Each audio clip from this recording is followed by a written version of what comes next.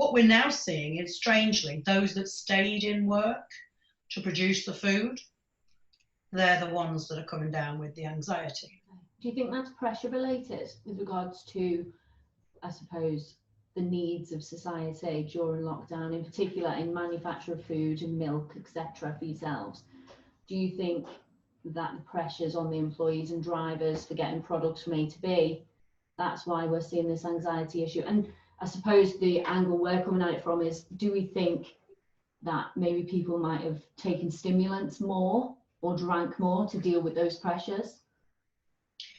Yeah, I would have to say I'd agree that a lot of people have self-medicated. Just looking at the figures of how much alcohol has been sold through the period by the supermarkets, that itself tells its story, doesn't it? You mentioned essential supply chains early on, which was one of the big ones, but I think it's also linked to fatigue here as much as mental health, because specifically with those, there was they were operating way in excess of their sort of capabilities and initial capacity to start with. Massive recruitment drives going on. Those recruitment drives are largely still going on because they're still short-staffed, and so I think there's a potential risk of drivers in those sectors taking stimulants to keep them going. I wonder whether this will exacerbate drug abuse, and whether people are now coming out of lockdown, or rather have worked through lockdown to support the supply chain, and may have a bigger drug problem than they had before. So I think one of the stats that Ian had pulled out for me, the European Monitoring Centre for Drink and Drug Abuse, they've reported specifically on this issue. Now we're coming out of COVID, so the implications. They say, just in summary, because it's quite a lengthy report, but they say that those that do take drugs and drink are doing it more so.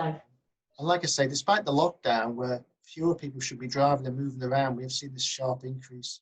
In the last 2 months in particular, over 500 drivers in 2 months. You think 6 years ago we had 125 in 12 months. That's just in half the time.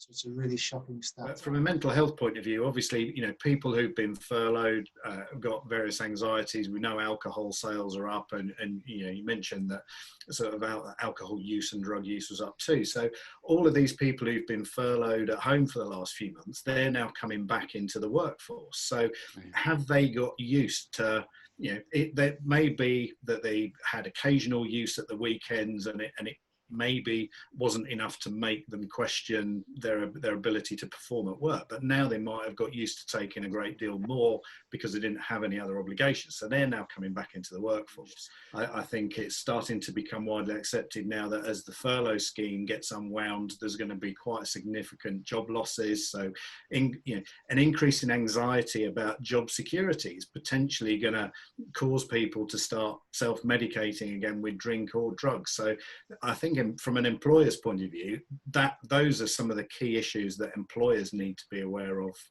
about staff, because if they're not aware about the drug use, the size of the drug problem as a whole, they're probably not going to be thinking about some of these issues that are directly as a result of the lockdown.